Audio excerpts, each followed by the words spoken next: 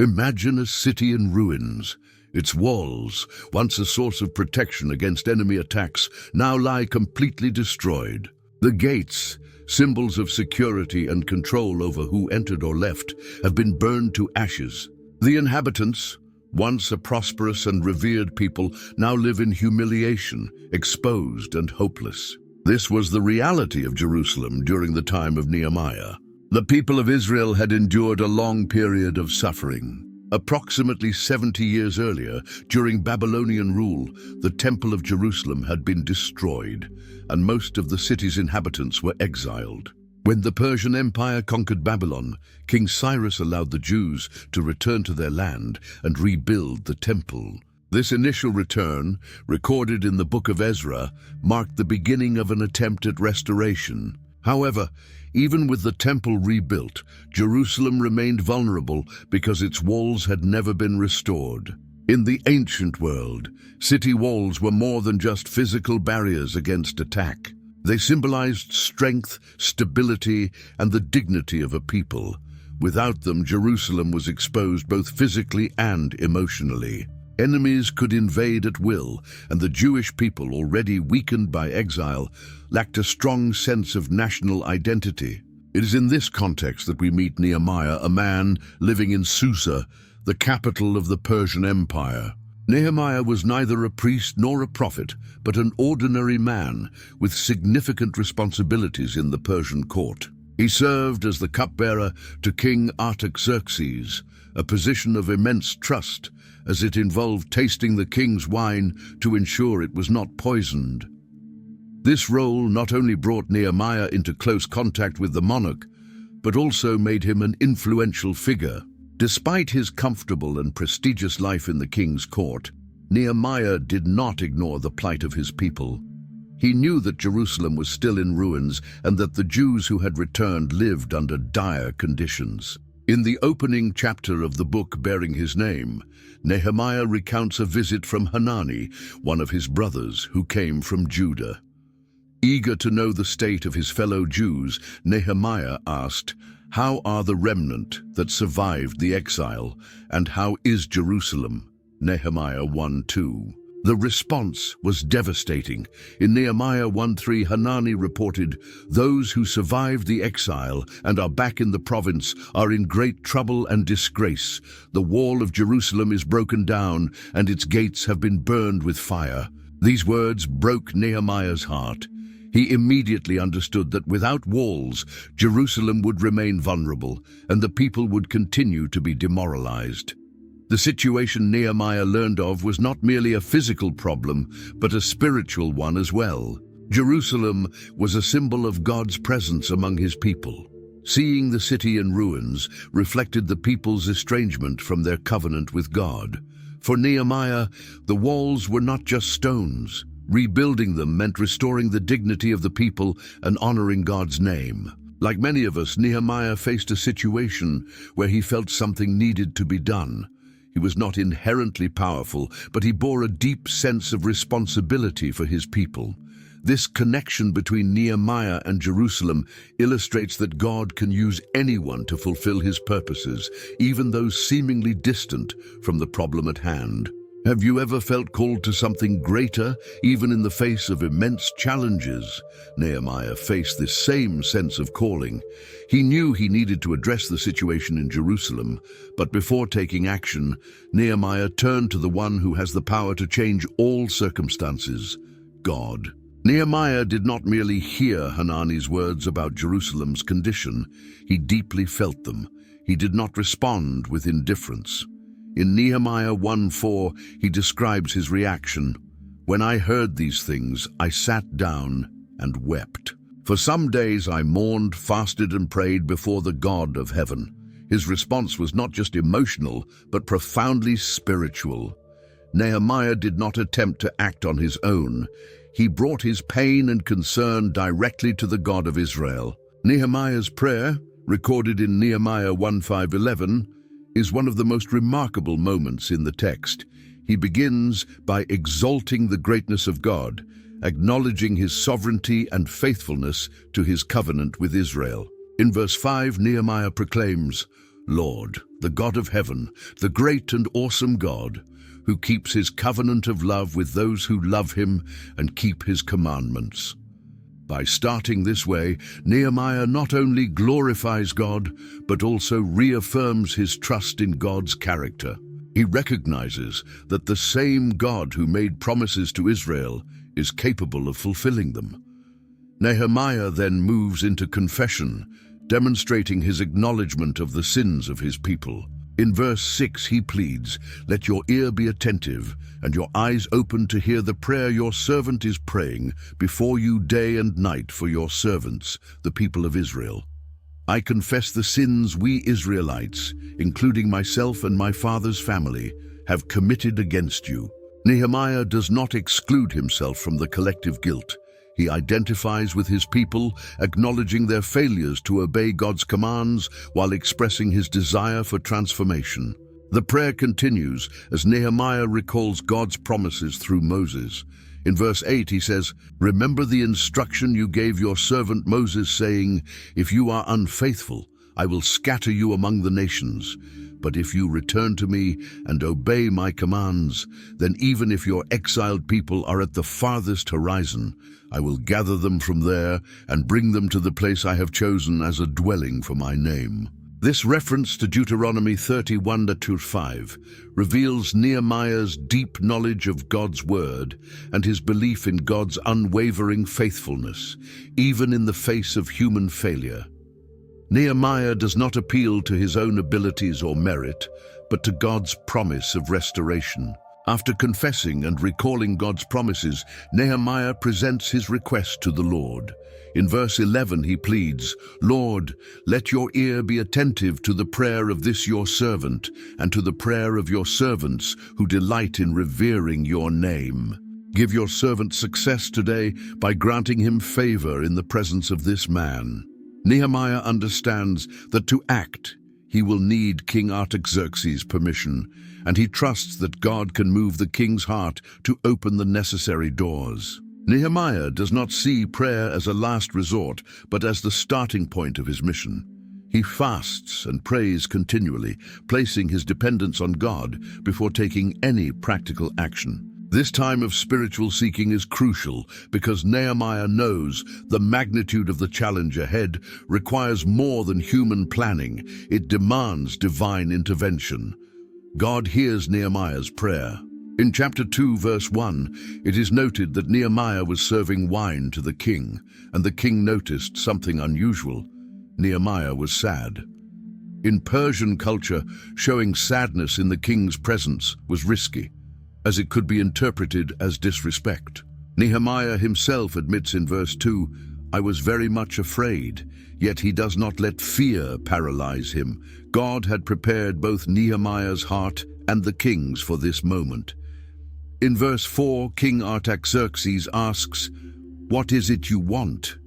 Before responding, Nehemiah offers a quick prayer to God. This act reflects his constant dependence on the Lord, even under pressure. He then presents his request, permission to go to Jerusalem to rebuild its walls.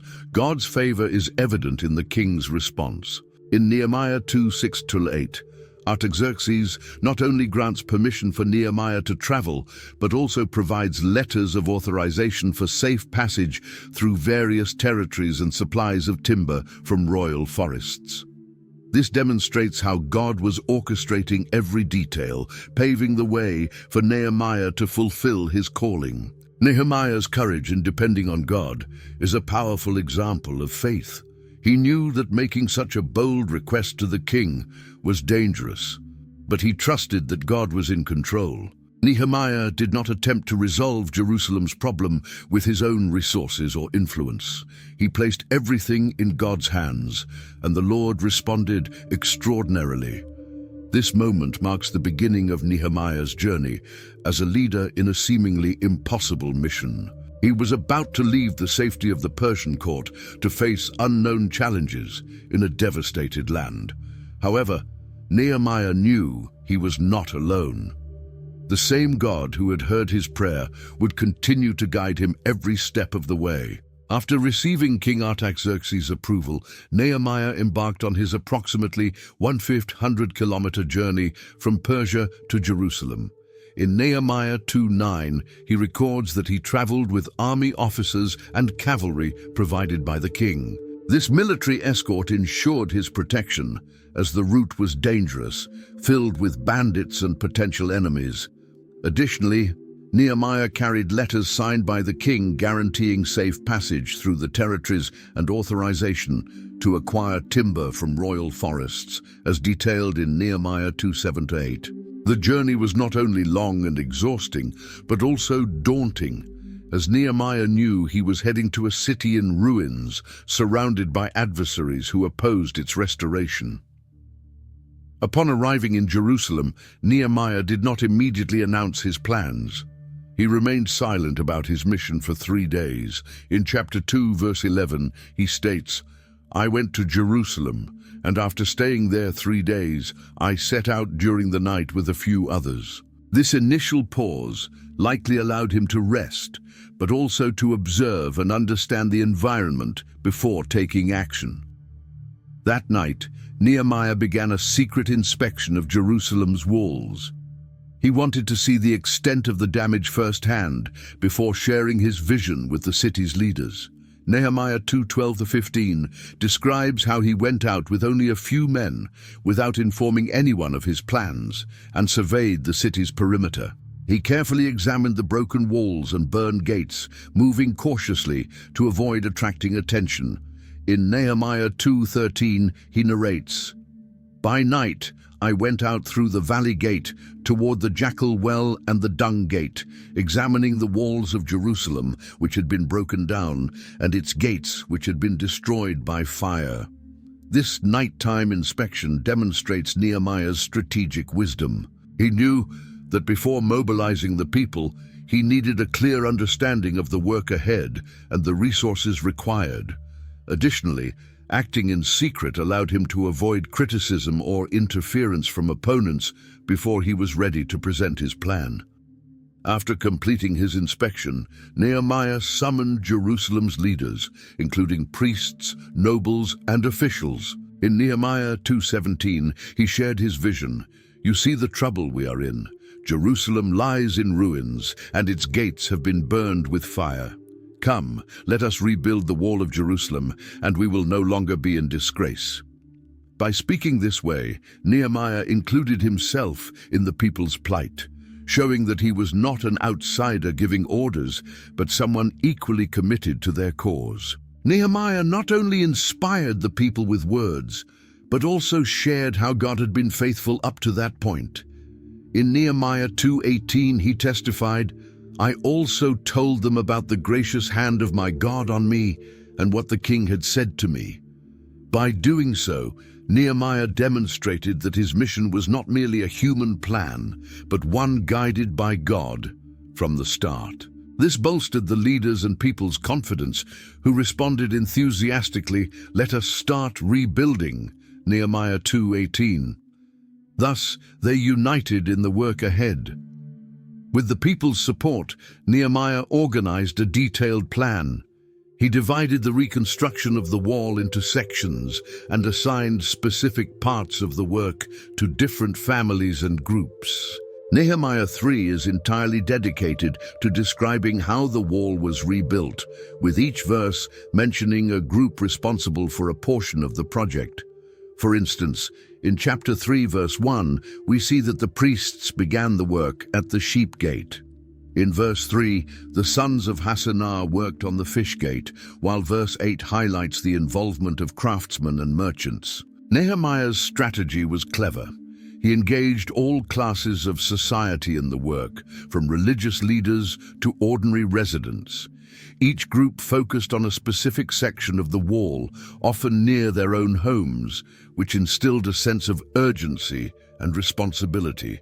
This approach not only sped up the process, but also strengthened the unity among the people who shared a common goal. Nehemiah did not underestimate the importance of planning. He knew that rebuilding Jerusalem's walls would not be a simple task, especially with enemies closely watching. His plan, however, demonstrated that clear and focused leadership, combined with the cooperation of the people and God's guidance, could overcome any obstacle. Nehemiah acted not only as a strategist, but also as a leader who inspired confidence. The work had begun, but Nehemiah knew the challenges wouldn't end there. As the walls started to rise, external threats and internal difficulties also began to surface. Nehemiah's vision and reliance on God would remain essential for navigating the next steps of this journey. Soon after the reconstruction of the walls began, opposition arose. The restoration of Jerusalem deeply disturbed the neighboring peoples, especially those who had taken advantage of the city's weakness. Chief among the opponents were Sanballat, Tobiah, and Geshem. Sanballat was the governor of Samaria, Tobiah was an Ammonite official, and Geshem was an Arab leader. These men joined forces against the project, mocking and attempting to demoralize the workers. In Nehemiah 2:19, it is recorded that Sanballat, Tobiah, and Geshem laughed at and despised Nehemiah, asking, "What is this you are doing? Are you rebelling against the king?" This accusation of rebellion was serious, as it could provoke the Persian king to act against Nehemiah and the people. But Nehemiah did not let himself be intimidated. He responded with confidence in God, as seen in verse 20. "The God of heaven will give us success. We, his servants, will start rebuilding. But as for you, you have no share in Jerusalem or any claim or historic right to it." Nehemiah's response reflects his faith and determination. He understood that the work was not merely human, it was a divine calling. Nehemiah avoided prolonged debates or discussions with his opponents. Instead, he remained focused on the task, trusting that God would be with the people. As the criticism persisted, the people stayed united in their reconstruction efforts. Nehemiah 3 describes how each group took responsibility for a section of the wall, working with speed and efficiency. This organization and dedication allowed the work to progress despite the challenges. The pace was intense, but the people's motivation was fueled by Nehemiah's clear vision and the conviction that they were undertaking a work for God. The mockery from Sanballat and his allies did not stop. In Nehemiah 4:1-3, Sanballat openly ridiculed the efforts, saying, "What are those feeble Jews doing? Will they restore their wall? Even a fox climbing up on it would break down their wall of stones." These words were designed to discourage and ridicule the workers, planting doubt in their hearts. Tobiah, equally sarcastic, emphasized that the people's efforts were futile. In response to these provocations, Nehemiah once again turned to prayer. In chapter 4, verse 4, he cried out, "Hear us, our God, for we are despised. Turn their insults back on their own heads. Give them over as plunder in a land of captivity." Nehemiah did not seek revenge through his own actions. He trusted God to bring justice. This allowed him and the people to stay focused on the work instead of being derailed by the criticism. As the walls began to take shape, the opponents realized that their mockery was having no effect. The people's response was a demonstration of unity and perseverance. Nehemiah 4:6 reports, "So we rebuilt the wall till all of it reached half its height, for the people worked with all their heart." This statement is a testament to the strength that comes from a shared vision. Each worker, as they placed stones in the wall, knew they were contributing to something greater than themselves. The unity of the people was crucial for overcoming the difficulties. Nehemiah, as a leader, understood the importance of maintaining morale. He consistently reminded the people that they were doing God's work, emphasizing that success depended on divine protection and blessing. This approach not only kept the focus, but also strengthened mutual trust among the workers. The perseverance of the people in the face of external criticism is a powerful lesson. Sanballat, Tobiah, and Geshem represented not only physical opposition, but also the voices of doubt that often try to hinder progress. Nehemiah and the people demonstrated that the best response to criticism is to continue the work with determination and faith. They refused to let words of discouragement become obstacles. Instead, they used those words as motivation to move forward. Even when the opponents intensified their actions, the people did not divide or lose focus. Nehemiah led wisely, encouraging collaboration and ensuring that every worker felt their contribution was essential. This unity was what enabled the work to continue even under pressure. The walls of Jerusalem were slowly being restored, stone by stone, as the people stood firm in their mission. Despite external challenges, their collective vision and faith in God kept them united and motivated. However, the challenges were far from over, and Nehemiah knew that new threats would arise as the work continued. As the reconstruction of the walls progressed, new challenges emerged, this time from within the Jerusalem community itself. The external problems, such as the mockery and threats from enemies, had been overcome through unity and determination. Yet internal conflicts began to surface, threatening the cohesion of the people. In Nehemiah 5:1, it is reported that a great outcry arose among the Jews. Now the men and their wives raised a great outcry against their fellow Jews. The problems began because many poor Jews were being exploited by their wealthier counterparts. During the reconstruction, many had to abandon their fields to dedicate themselves to the work on the wall, which led to economic hardships. Moreover, a famine worsened the situation, forcing families to take out loans to buy food or pay taxes to the king. In Nehemiah 5:3, some said, "We are mortgaging our fields, our vineyards, and our homes to get grain during the famine." Others, in verse 4, stated, "We have had to borrow money to pay the king's tax on our fields and vineyards." The wealthy were taking advantage of this situation to exploit the poor. Many were charging exorbitant interest, and when families couldn't repay their debts, they were forced to sell their children into slavery.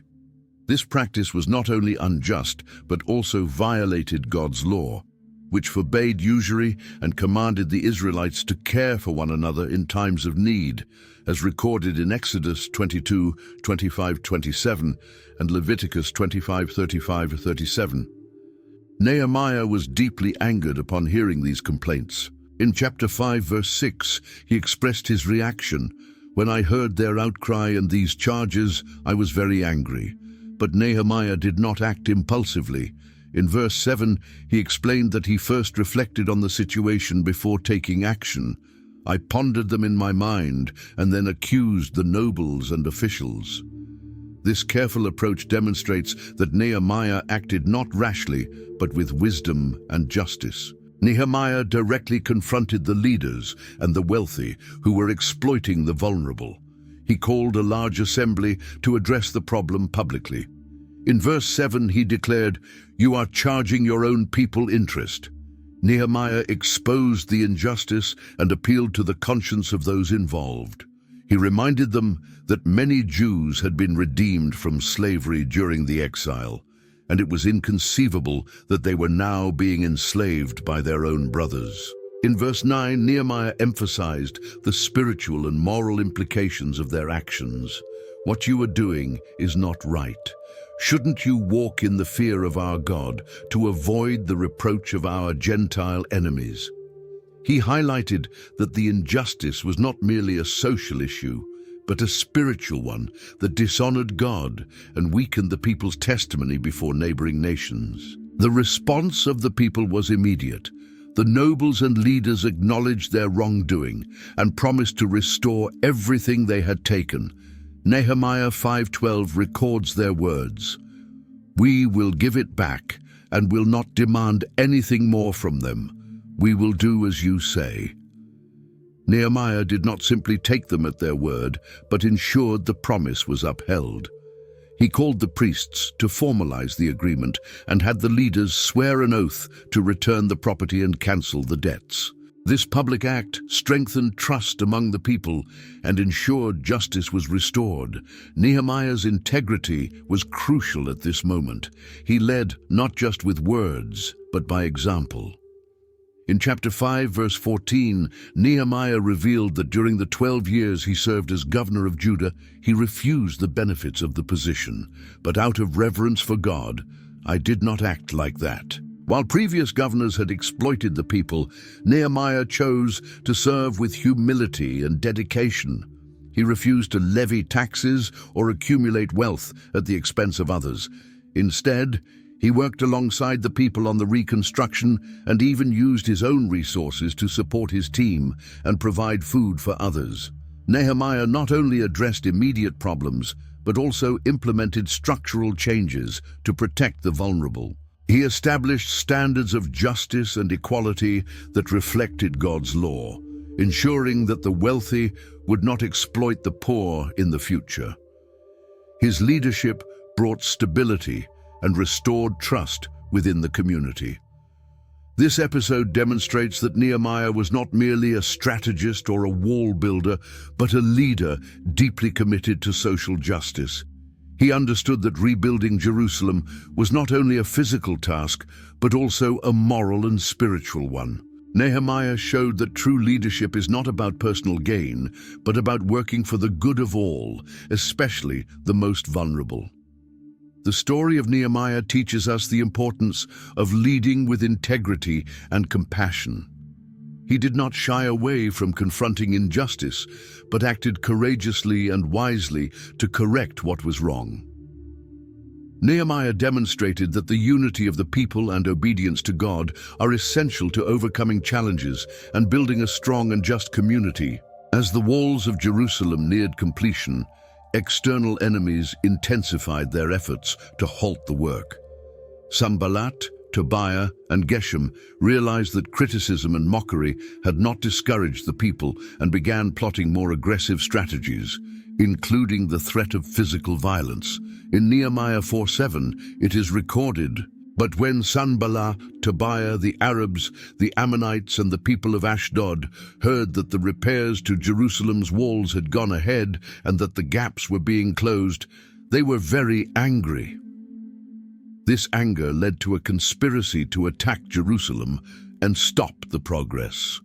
Nehemiah did not underestimate the seriousness of the threats. He knew the enemies were determined to frustrate the reconstruction, but he did not allow fear to paralyze the people. In Nehemiah 4:9, he recounts the first step he took. "But we prayed to our God and posted a guard day and night to meet this threat." This combination of prayer and action is one of Nehemiah's hallmarks of leadership. He trusted in divine protection, but also took practical precautions to ensure the workers' safety. As the pressure mounted, Nehemiah noticed that the people were starting to lose heart. The work was exhausting, and the constant threat of attack weighed heavily on the workers. In Nehemiah 4:10, the people voiced their struggles. "The strength of the laborers is giving out, and there is so much rubble that we cannot rebuild the wall." Moreover, in verse 11, the enemies openly declared, "Before they know it or see us, we will be right there among them and will kill them and put an end to the work." Nehemiah responded to these threats with wisdom and courage. He reorganized the workers, dividing them into those who would continue rebuilding and those who would be designated for armed protection. In Nehemiah 4:13, he explains, "Therefore I stationed some of the people behind the lowest points of the wall at the exposed places, posting them by families with their swords, spears, and bows." He also encouraged the people, reminding them that they were fighting not only for themselves, but also for their families and their faith. In verse 14, Nehemiah says, "Do not be afraid of them. Remember the Lord, who is great and awesome, and fight for your families, your sons and your daughters, your wives and your homes." Nehemiah's strategy was clear. Maintain focus on the work while implementing defensive measures. Each worker had a tool in one hand and a weapon in the other. Nehemiah 4:17-18 describes, "Those who carried materials did their work with one hand and held a weapon in the other, and each of the builders wore his sword at his side as he worked." Nehemiah also assigned trumpeters to sound the alarm in case of an enemy attack, ensuring that the people could respond quickly. Despite all these challenges, the work continued. The enemies realized their plans were failing because Nehemiah and the people were always vigilant and well organized. In chapter 6, the opposition tried a new tactic, sending messages to Nehemiah, inviting him to meet them outside the city. This was a trap, as Nehemiah reveals in verse 2, "They were scheming to harm me." Nehemiah responded with firmness and determination. In chapter 6, verse 3, he sent this reply, "I am carrying on a great project and cannot go down. Why should the work stop while I leave it and go down to you?" Nehemiah knew his presence was crucial to leading the people, and yielding to these distractions could jeopardize all progress. He did not allow intimidation attempts to divert him from his purpose. The enemies did not give up easily. They sent the same message to Nehemiah 4 times, and when that failed, they tried spreading rumors that Nehemiah was planning to rebel against the king of Persia. But Nehemiah remained steadfast, praying to God for strength and discernment. In chapter 6, verse 9, he cries out, "Now strengthen my hands."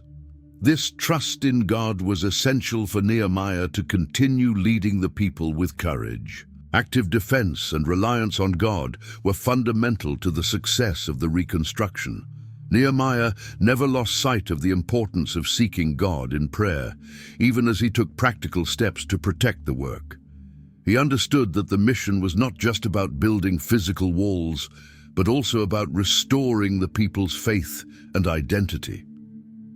His leadership exemplified a balance between spirituality and action, showing that both are vital in times of crisis. With each challenge overcome, the wall of Jerusalem took shape. The enemies were frustrated, and the people grew more determined. Nehemiah knew the completion of the work was near, but also that the true restoration of Jerusalem involved more than stones and gates. The spiritual and communal work remained as essential as the construction. After facing external opposition, internal conflicts, and logistical challenges, the Wall of Jerusalem was finally completed.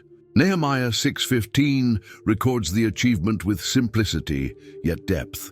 So the wall was completed on the 25th of Elul in 52 days. This was an impressive milestone, not only because of the speed of the work, but also because of its profound significance.